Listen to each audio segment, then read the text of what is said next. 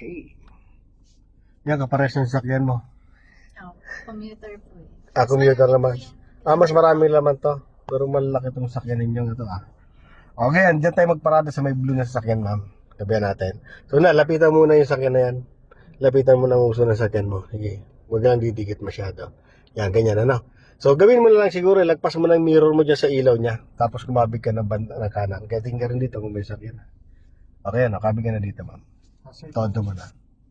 Okay. Diretso lang po yung takbo. Todo. Yan. Pag hindi siya diretso, di mo makukuha yung tamang pattern. So, lapit dito. Yan. Yung uso na sa ganyan. Makita mo lang yung atrasan mo. Kita mo na? Yung blue? Kita. Ayan atrasan. Tama na yan. No? Lagay mo sa reverse. Then, paano mo siya lalapit? Doon. Nakita mo yung guhit, ayan nakahiwalay doon sa Ford, doon sa sakyan. Doon sa guhit ka magbase. Pag atras mo at medyo madidikitan mo yung guhit at sasabit ka sa guhit, gigitan mo lang manibela mo, adjust ka lang. So, atras ka lang muna ngayon. Sige lang. Yung sa guhit ka na magbase. Yung gulong, idikit mo yung gulong sa guhit. Sige lang po, ma'am. Yan. Sige lang po. Pag malayo yung gulong mo sa guhit, kabigin pa ng kabigin. Hanggang isugad mo lang, Yan. Safe na dyan kasi nakapasok ng gulong. Dito ka naman sumilip sa kanan. Yan. Sige lang. Todo mo lang, manibela mo lang. Sige, atas lang. Tinan mo ito kung sasabitan. Yan. Sige lang. Yan. Todo lang po. Yan. Diretso. Safe naman ito, ma'am. Sige lang. Atas ka. Pag ganyan, safe yan. Pag ganyan na saka isa pa, makikita mo yung gulong. Ito, malayo doon sa buhay.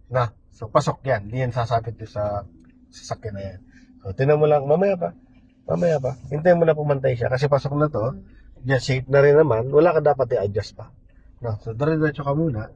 Yan. Diretso lang. Tapos dyan, tingnan mo kung pantay na katawan ng sakyan mo sa guhit. Yan. Hintayin mo pumantay. Dito, ganun din. Parang Sige. pantay. Pantay na dyan. Dito, hindi pa. Pantay pa. Yan, pantay na. Okay na po. Okay na po. O, gitna mo na. Atras. Hanapin mo yung gitna. Okay. Ayan. So hanggang stopper na lang.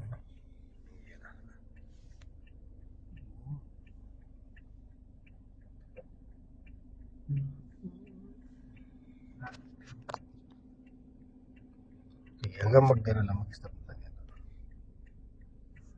Yan. Hanggang lumagpas sa mirror. Lagpas na. Diretso ka lang. Yan. Dan todo man na mo. Yan. Sige, todo mo na. Silip ka dito sa mirror mo sa kanan.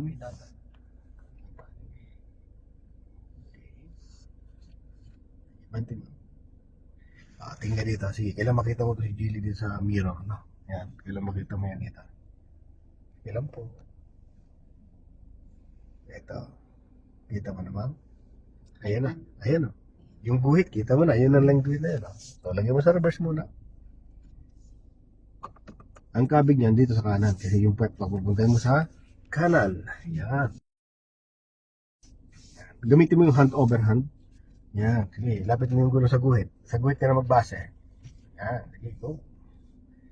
Yan. Sige. Sa gulong ka titingin para yung guhit ay malapitan mo. Yan. Sige, go. Safe ka na niya kasi sa guhit di ka naman nalagpas. Di ka mo rin sasabitan yung hili. Ito, sakyan na to. Kasi yung gulong nga, nandun pa sa guhit. Diretso ka lang, ma'am. Sige lang. Hanggang pumantay na yan. Yan, diretso lang po. Sige lang. Hanggang pumantay lang katawan sakyan mo dyan. Yan, di ba? Pantay pa. Stop. Pantay na. Isa pa yata.